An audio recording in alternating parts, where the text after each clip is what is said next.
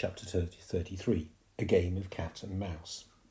It would be something of an understatement to say that the woman wasn't happy. Aunt Alberta was furious, with boot polish on her face, bubbles foaming round her mouth, her red hair singed from the explosion, and ants wriggling around in her knickers. She charged upstairs to the attic. Alberta knew her niece must somehow be responsible. She burst through the door in an attempt to capture the girl red-handed. However, much to her surprise, Stella was exactly as Alberta had left her, fastened to the owl rack. On seeing her aunt's startling appearance, half-dressed, jerking around wildly, the girl couldn't help but giggle.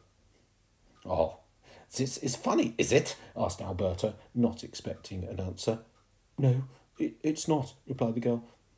"More hilarious!" And with that, Stella hooted with uncontrollable laughter. "Well, maybe you'll find this hilarious," said the woman as she twisted the handle on the rack again, and again. "Ah! Ah!" the girl screamed.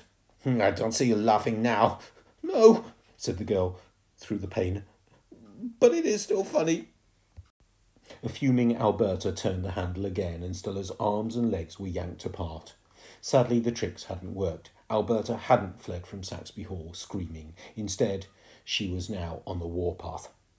"I know all those tricks were you, but how did you do it, child? I tied you to the rack myself, and the door was locked from the outside. There was no escape." I don't know what you're talking about," protested the girl. "You know exactly what I am talking about," purred Aunt Alberta. She leaned over her niece's face and looked deep into her eyes. "I know you are lying." The woman paced around the attic, looking for clues.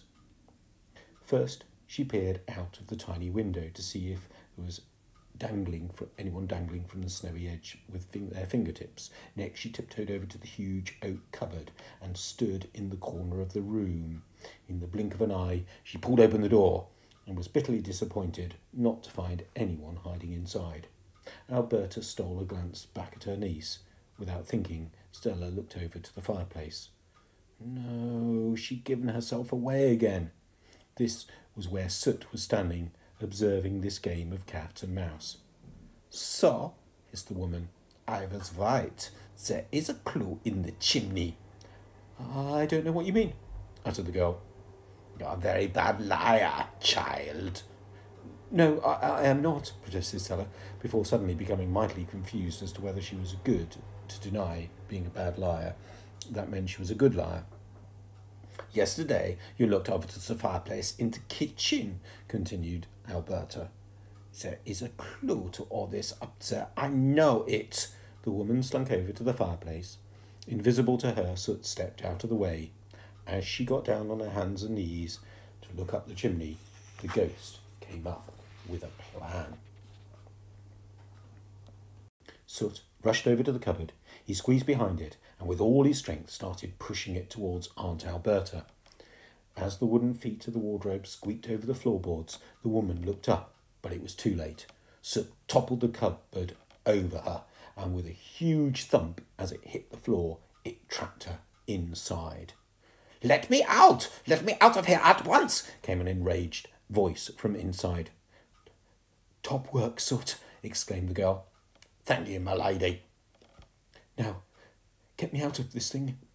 As the cupboard twitched on the floor with Aunt Alberta flailing around beneath it, the ghost untied Stella's hands and feet from the owl rack.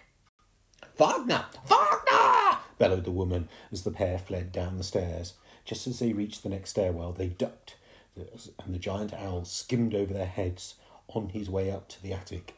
As they reached the landing, Stella nearly ran slap bang into Gibbon. The butler was shaking hands with the pot plant, saying, "Do come and stay again, Major." "So, where now, my lady?" asked Soot.